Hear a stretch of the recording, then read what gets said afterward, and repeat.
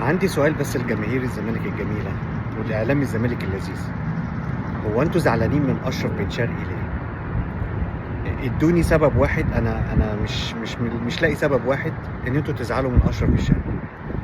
يا جماعة ده محترف، وكون إنه لعب في الزمالك سنتين تلاتة وكان ليه معاكم ذكريات حلوة وبطولات مش معنى كده إن أنتوا احتكرتوه.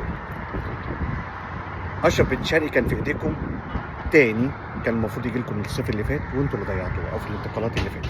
فبدل ما تزعلوا من اشرف بن شرقي وتهاجموه وتزعلوا من الاهلي وتهاجموه، ازعلوا من اداره ناديكم اللي جه لحد عندها اشرف بن شرقي وكان عنده استعداد انه يرجع، والاداره عندكم رفضت، او زي ما قالوا كده حصلت مشكله في موضوع الفلوس، وبعد ما كانوا متفقين على مليون 400 النادي قال لا هناخد احنا المليون ونديله 400.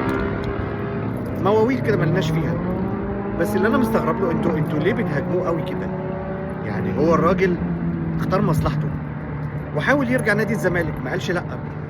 انتوا اللي قلتوا لا، ادارتكم اللي قالت لا، او ادارتكم اللي فضلت حاجات تانية على المصالح. فبالتالي ما تزعلوش من اشرف بن شرقي. بتهاجموه ليه؟ يعني احنا مثلا لو عندنا واحد زي وليد ازارو، ده كان محترف وكنا بنحبه وواخد معانا بطولات، لو جه دلوقتي نادي الزمالك نزعل منه؟ ما نزعلش منه، احنا نزعل عليه عشان اختار طريق غلط. ده ممكن يبقى من وجهة نظرنا، لكن انتوا عارفين ان اشرف بن شرقي اختار طريق صح، وهو طريق الاهلي، طريق البطولات بدليل. وحاجه انا مستغرب لها، ولحد دلوقتي انا مش لاقي لها معنى او تفسير. اشرف بن شرقي يلي بتقولوا بيجري ورا الفلوس، هي فلوس الاهلي اكتر من فلوس قطر او الرهان القطري اللي هو كان فيه؟ ده اشرف بن شرقي اتنازل عن مبلغ كبير من مستحقاته، سمعنا انه حوالي 400,000 دولار عشان يجي النادي الاهلي.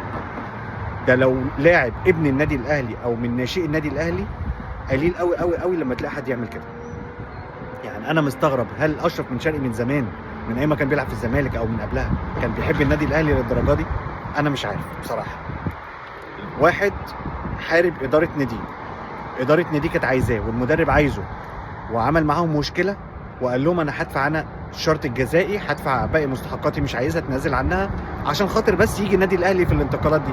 كان ممكن يصبر لحد نهايه لحد انتقالات الصيف ويجي مجاني، لكن هو صمم انه يجي دلوقتي. طب ده معناه ايه؟ انا مش لاقي لها معنى الا معنى واحد بس. ده شخص عارف قيمه النادي الاهلي وبيحب النادي الاهلي، فبالتالي امنيه حياته انه يلبس الفانيلا الحمراء ويلعب في النادي الاهلي.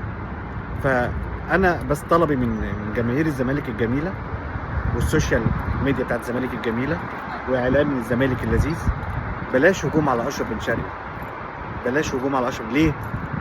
لان هو اختار طريق وراجل محترف. الراجل مش من مصر، زيه زي اي لاعب محترف.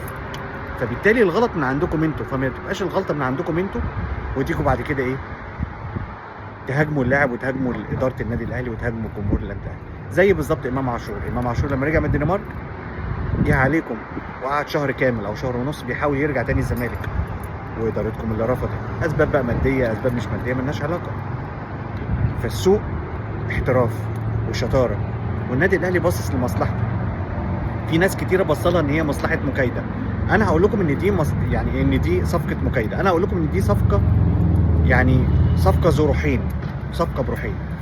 صفقه فنيه مهمه جدا جدا جدا للنادي الاهلي، وصفقه معنويه مهمه جدا جدا تضرب منافس النادي الاهلي وهو الزمالك، اللي هو المفروض انه يبقى منافس النادي الاهلي. هو منافس للاهلي بجماهيره، لكن حاليا كفنيا احنا المنافس بتاعنا هو نادي بيراميدز اللي بقاله سنتين هو اللي بيوصل معانا لدوري ابطال افريقيا. فبالتالي خلوا كده ايه، يعني شيلوا كده الغشاوه من على عينيكم شويه وفكروا فيها بالعقل. اشرف بن شرقي جاي لنا من الريان القطري، سايب الزمالك بقاله حوالي سنتين او 3، كان عنده فرصه انه يرجع لنادي الزمالك في الانتقالات اللي فاتت، وانتوا اللي ضيعتوا الفرصه. النادي الاهلي اتعامل معاه باحترافيه، طلبوا باحترافيه من ناديه. الراجل ابدى رغبته وعمل تنازلات كبيره عشان خاطر يجي النادي الاهلي. فبلاش تكبروا المواضيع وبلاش تشتغلوا شغل اللي هو سوري يعني عشوائي، وبصوا على اساس المشكله في ادارتكم اللي بتحاول تدور المركب وهي فيها خرم. سلام عليكم.